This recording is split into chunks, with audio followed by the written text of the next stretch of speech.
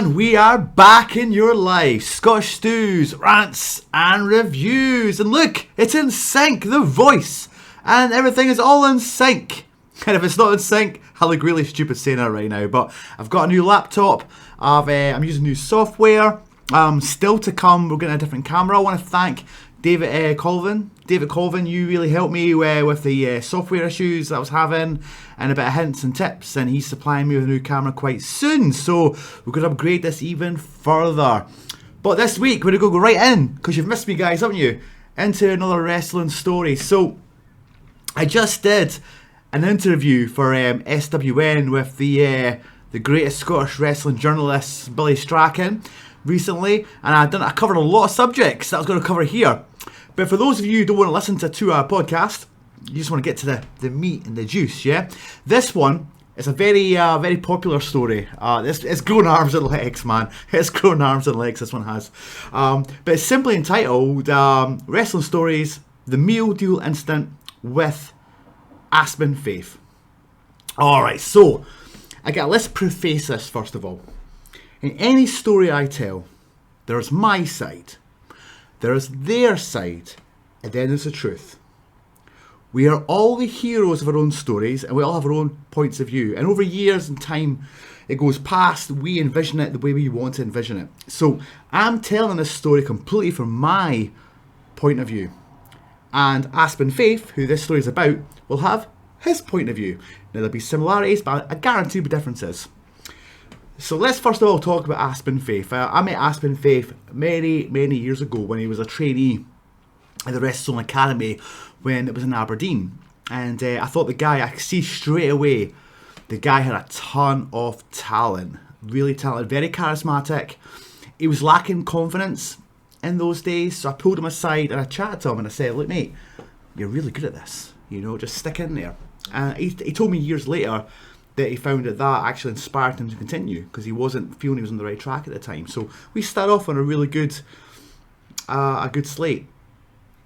Fast forward quite a few years later, he's now on the roster performing as Aspen Faith.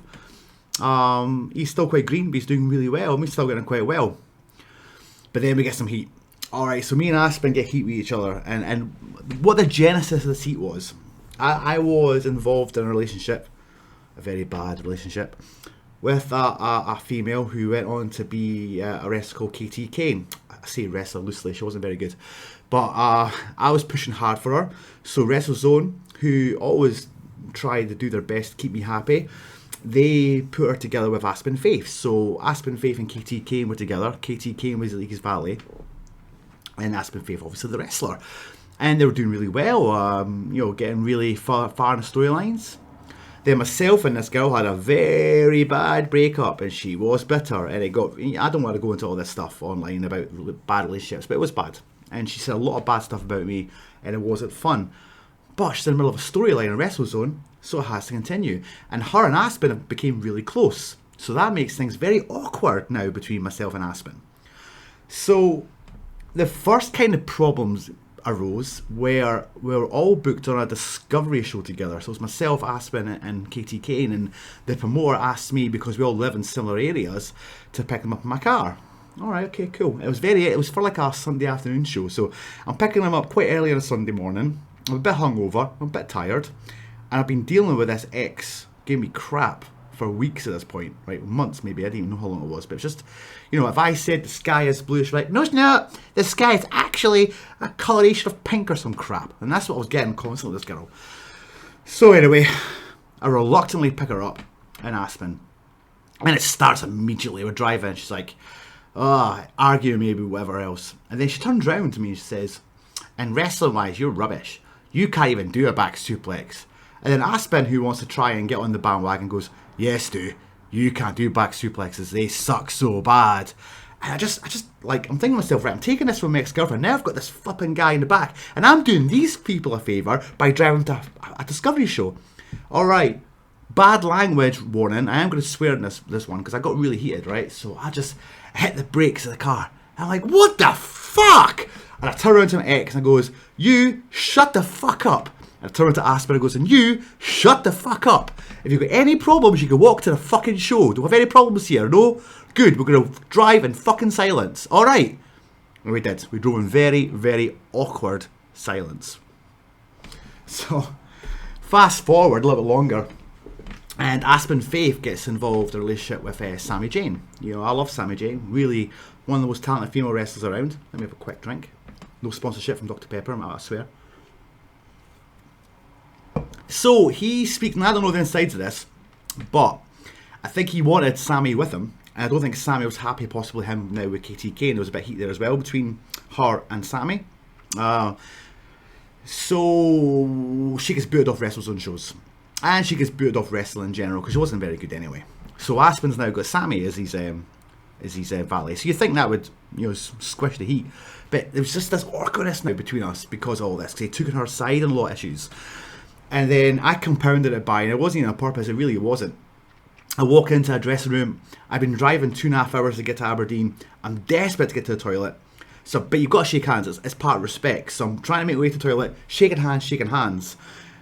I'm looking at the toilet, and I'm beelining to the toilet, and Aspen Faith's on my right, and he puts his hand out to shake my hand. I don't see it. I genuinely don't see it. And I walk right past him, but everybody in the locker room saw that. So Aspen's like, I don't know what's wrong with this guy. So I come out, I think Scotty Swift says, mate, you can't treat Aspen like that. That's really bad. I'm like, I didn't know, man. So I go up and apologise. I shake hands with Aspen. Okay, all right, we're getting back on track. But it's still, you know what, when you have, like, when you've got good friends, right? You can say to a good friend whatever you want. You have banter, you call an asshole, you call you an asshole, you laugh, you joke, you slap each other, you get a headlock. No one gets offended, right? When you've kind of got that heat with someone, you're not truly friends, and they give you any kind of criticisms, you don't take it in the same way. So, all this in the backdrop, the heat, we think, and I think Aspen thinks we're all buddies, but I think there's still, I'm not relaxed around him yet, I'm still a bit unsure about him. So we're all sharing a car journey. So it's myself, Andy Wilde, Jason Reed. We go to a show, and Aspen and Sammy ask for a lift back. So after the show, we all get in the car. So there's big Andy Wilde driving, I believe, Jason Reed in the passenger, maybe the other way around. And then there's myself squished in the back with Sammy to my left and Aspen to my right. We're all hungry, and I'm tired. We pull into a garage. It's like maybe 12:30 at night. We go in. So I'm looking at the meal deal, right? So I see a sandwich and I see some juice. And then I see like a sweet or a packet of crisps, whatever it is. So I goes to Aspen who's standing next to me and goes, mate, do you think this is the meal deal? So he looks at me, and to be fair, non-committally, he says, yeah, probably. I'm like, yeah, cool. So that's all the confirmation I needed to just go and buy this. So I walk up to the till, I plop down the 3 items, and the salesman goes, it's not in the meal deal, mate. And then, in front of the whole place, right, so the place is packed with about 4 or 5 normal people, and then you got Andy Wild, and then you got Jason Reed, you got Sammy. Aspen pipes up loud as he can, this fucking idiot thought that was in the meal deal, and he starts laughing, and everyone's trying to laugh, so he's trying to make me the laughing stock because I did this. And I just fucking explode. I explode. And I turn around and I shout in front of the whole shop, and I was like, who the fuck do you think are calling an idiot? Fuck you, you said us in the fucking meal deal, so fuck you. And then I goes, and Aspen's just literally like this. Then I turn around to the guy and I'm like, so this is the fucking meal deal. And he points to like one salty packet of crisps, so I grab these crisps and I dump them down. I was like, fine. So the rest of the trip, but like Jason and Andy are just not saying anything. They're sitting in the front just staring ahead, and I'm squished in the middle with Sammy on the right and Aspen on the left, just very, very awkward. So just kind of angrily munching my sandwich, munching my crisps, so we're all just not talking. But from there, it got better. Myself and Aspen got booked in quite a series of matches together, and then slowly over time, that was forgotten about. The only reason I'm bringing it up is because it's been brought up to me recently that this has all been going around. And I want to finish this off with just saying, on my last match at WrestleZone, Aspen was one of the guys, gave me a hug, and basically said that I meant a lot to him during his career, and he was sorry to see me retire. And that meant a lot to me because Aspen's very, very good. He's an incredibly good wrestler. He's very charismatic. He could go on to great things. I really do believe that. And you know what? Like, I want to see him do really well. And it's one instant we can laugh at now. Who goes mad over a meal deal? Yeah, I blew my gasket. But I had to give the background to possibly what was in my brain at the time, because I don't normally just blow up over things like that. So there you go. That is the meal deal story. See you next week for another one.